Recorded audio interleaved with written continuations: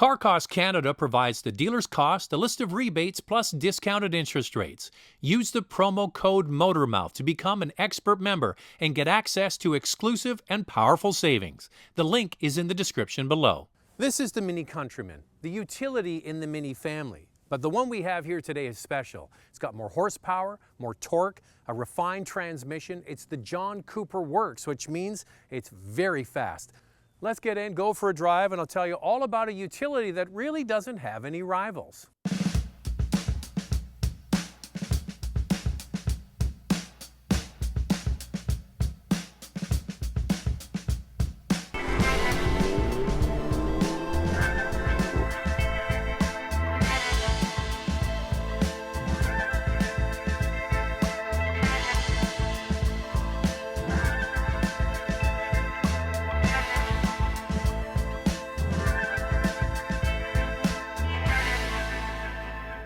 Let's make sure we're in the right settings here. Sport mode for transmission, sport mode for the chassis setting. It's the way I like it.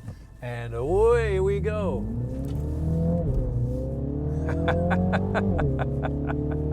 This thing is so much fun to drive. And BMW, Mini, really threw a lot at this John Cooper Works version of the Countryman, adding 73 horsepower and 73 pound-feet of torque to this new 2-liter engine. So it has 301 horsepower and 331 pound-feet of torque. And it just sounds so good. I tell you, when you have it in the sportiest settings, that sort of classic mini go-kart feeling that hopefully you've had a chance to experience is still here, even though this is a bigger form function. Doesn't that sound great?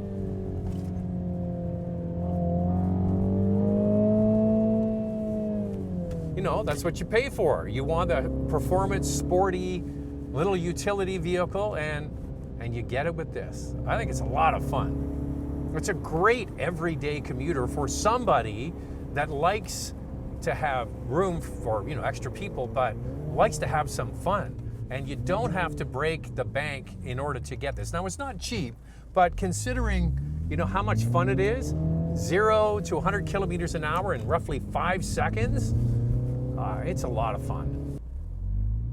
When you accelerate, there is a little bit of a delay to get the turbo up and going, but when you do, when you have the car in that sort of mid-rev range in the city, it is an absolute joy. I do find there are certain situations where the car kind of runs out of breath a little bit. Sort of highway passing speed sometimes.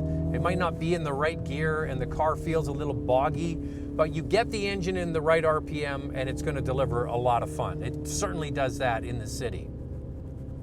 The 8-speed is a Steptronic. It's not a dual clutch, but what Mini has said is that they have the torque converter lock up as soon as you get rolling, which gives you very direct shifts. And here's the thing. We are seeing a move away from dual clutch transmissions to setups like this because they can deliver the same kind of quick shifts without having the complication of a dual clutch.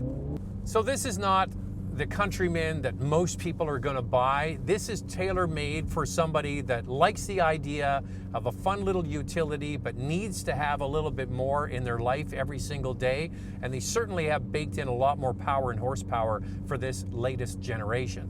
But it's not perfect, okay? There are times, as I mentioned, where the engine, when it's not in the right RPM, doesn't deliver the goods. And also, this is what you call a slip and grip all-wheel drive system, meaning it's going to divert to front-wheel drive as often as possible to affect fuel economy. And when slip is detected, it will divert power to the rear wheels.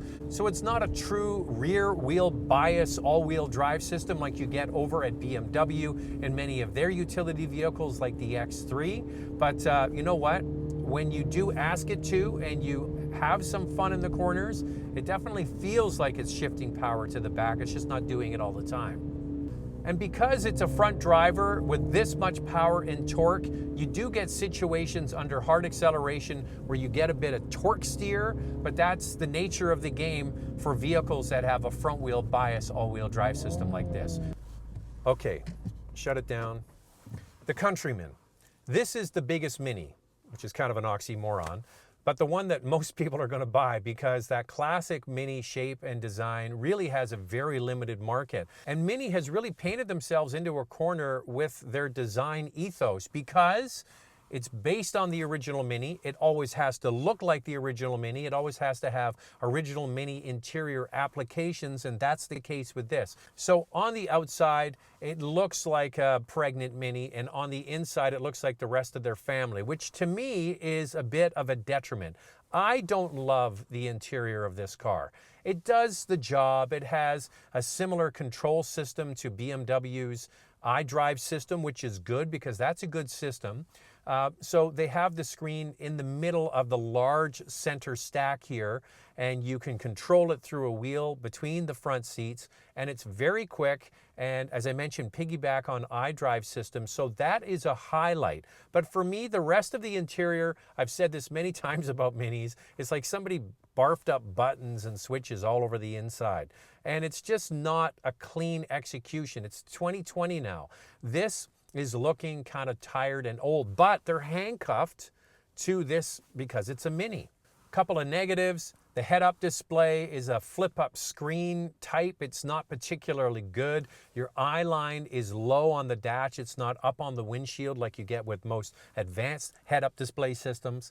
Even on this John Cooper Works version, the seats are nicely bolstered. They've got this two-tone leather and Alcantara feel with the integrated headrest. They look good. They're very comfortable. However, they're fully manual. They're not electric or assisted in any way, and this isn't an inexpensive vehicle. I cannot find a heated steering wheel. I've looked everywhere.